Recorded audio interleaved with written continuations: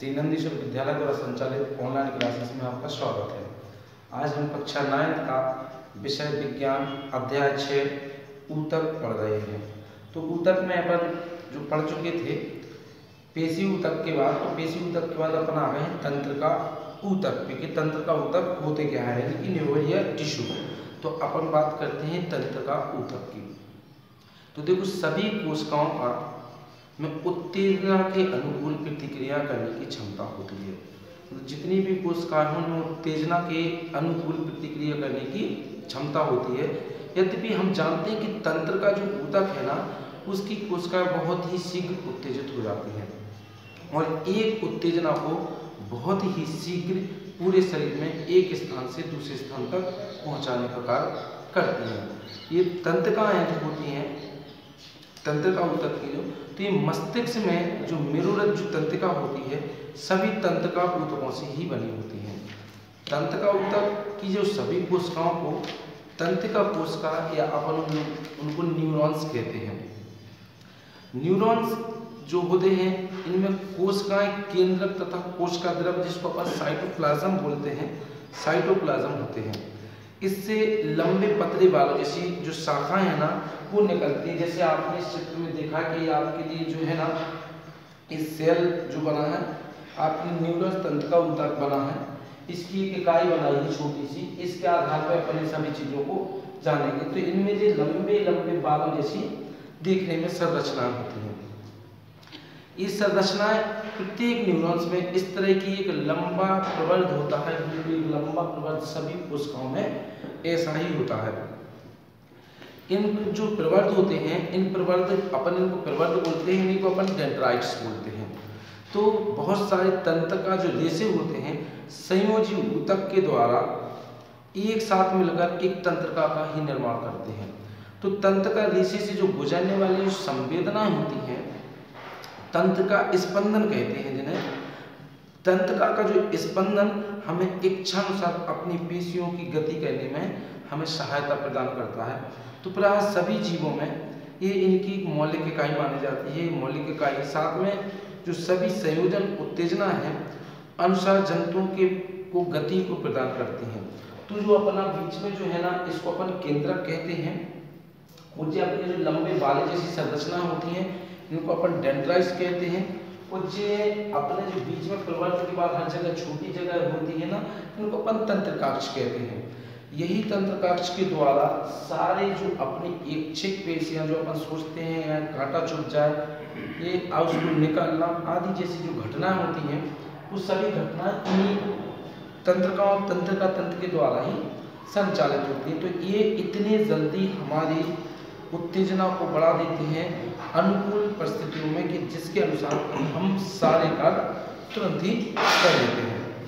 तो ये आपके सबसे पहले हो गया कि तंत्र का ऊतक होता क्या है। अब अपन बात करते हैं क्वेश्चन में कि ऐसा लिखा रहता है कि न्यूरॉन्स किसे कहते हैं या न्यूरॉन्स कैसे होते हैं।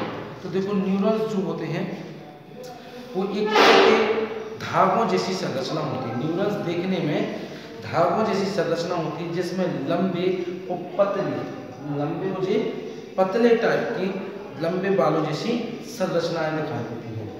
ये आपके न्यूरॉन्स होते हैं। जबकि अपन अगर देखिए हृदय पेशी जो होती है ना हृदय पेशियों के 3 लक्षण यानी कि अपन पढ़ रहे हैं कि लक्षण है क्या, हृदय पेशी करती क्या है। तो देखिए हृदय पेशी जो है ना वो एक अनैच्छिक क्रियाएं होती है, इनका एक लक्षण हो गया।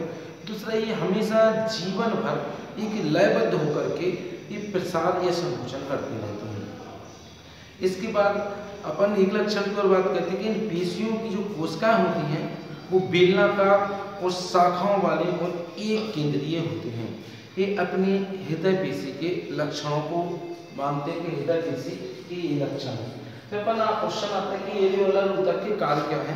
तो एरियोलर ऊतक जो होता क्या है, तो देखो जो हमारे अंगों के अंदर जो भीतरी जगह में जो खाली जगह होती है ना उस जगह को भरने का कार्य एरियोलर ऊतक का होता है। जबकि दूसरा कार्य इनका ये कि जो आंतरिक भागों को ये हमेशा सहारा प्रदान करती है कि जो आंतरिक भाग है कोई गड़बड़ ना हो, एक जैसा रहे, इसलिए इसको आंतरिक भागों को ये सहारा प्रदान करते हैं। और ये जो एरियोलर ऊतक होता है ना, ये ऊतकों की मरम्मत करने में भी सहायता प्रदान करता है। तो ये अपने एरियोलर ऊतक के कार्य होगा। अब अपन जो पाठ्य पुस्तक में आपके जो क्वेश्चन आंसर दिए हैं, उन क्वेश्चनों में कुछ क्वेश्चन है कि जैसे बोलते हैं कि ऊतक किसे कहते हैं। वैसे अभी तक कि ऊतक है क्या, तो ऊतक की साधारण परिभाषा के अनुसार बोलेंगे कि उन कोशिकाओं का ये समूह होता है जो समान आकृति समान कार्य को एक साथ संपन्न करते हैं, ये ऊतक कहलाते हैं। यानी कि उन कोशिकाओं का समूह जो आकृति में समान होती है और किसी कार्य को एक साथ संपन्न कराती हैं, ये ऊतक कहलाते हैं।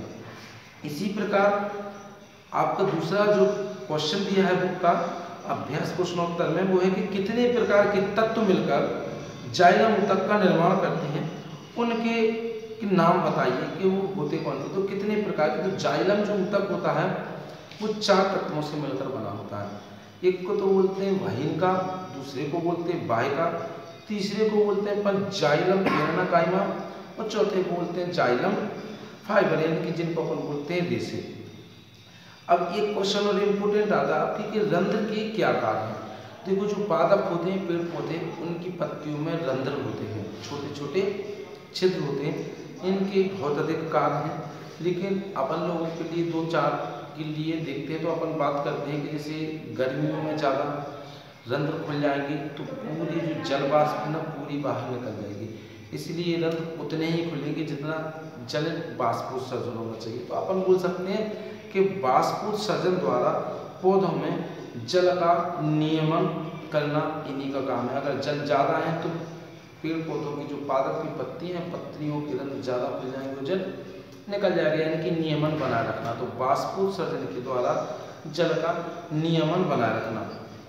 दूसरा जो वायुमंडल में से जो गैसें हैं, ये गैसों का आदान प्रदान करने का कार्य भी हमारे इन रंध्रों का ही होता है, ये रंध्रों के कार्य होते हैं। अब अपन आ जाते हैं कि पेरेन्काइमा जो ऊतक है किस क्षेत्र में स्थित होते हैं। तो देखिए पेरेन्काइमा जो अपना ऊतक होता है पादपों में, वो पत्तियों, जड़ों एवं तनों में पाया जाता है। ये तीनों क्षेत्रों में पाया जाता है, पत्तियों में भी पाया जाता है और जड़ों में भी पाया जाता है और आपकी तनों में भी पाया जाता है। अब इसके बाद अपन एक क्वेश्चन आता है कि पौधों में जो एपिडर्मिस की क्या भूमिका है। जो एपिडर्मिस है वो क्या, इसका कार्य क्या है। तो देखो एपिडर्मिस पौधों के सभी भागों की रक्षा करती है तथा पानी की हानि को भी रोकने का कार्य करती है। ये पौधों में एपिडर्मिस का कार्य।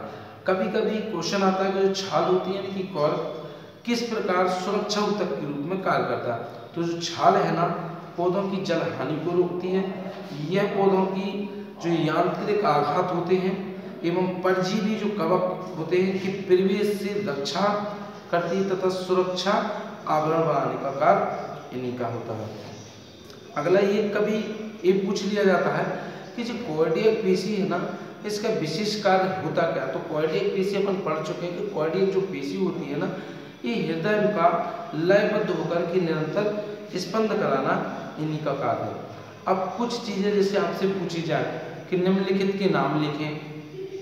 ऊतक जो मुंह के भीतरी स्तर का निर्माण करता है, उस ऊतक का नाम बताइए जो मुंह के भीतरी स्तर का निर्माण करता है। मुंह के अंदर जो भीतर अगर छाला हो गया तो उसके भीतरी उस स्तर का निर्माण करना, तो ये कैसे ऊतक का नाम बताइए।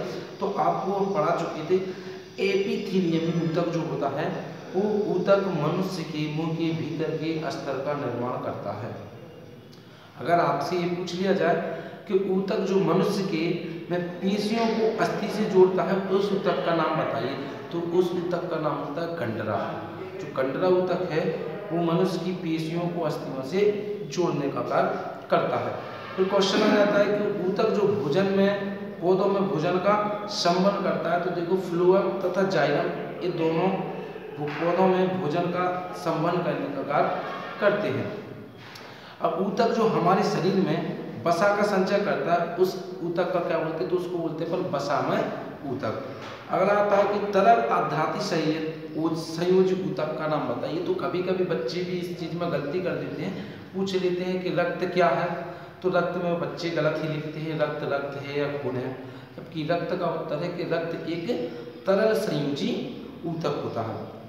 तो अपन का जो क्वेश्चन है कि तरल अध्राती सहित संयोजी ऊतक किसे कहते हैं, तो अपन रक्त को तरल अध्राती सहित संयोजी ऊतक कहते हैं।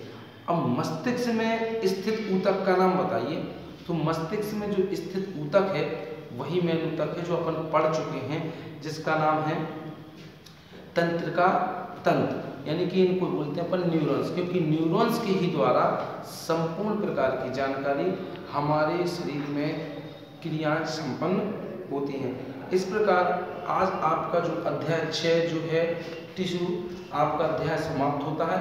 अब आपको न्यू चैप्टर की वीडियो प्राप्त होगी, तो आपको ध्यान से समझना है, पढ़ना है और अपने जो वर्क है वो कंप्लीट करते जाओ। आपको किसी भी बात की समस्या हो तो संबंधित टीचर से आकर के विद्यालय में संपर्क कर सकते हैं। Thank you.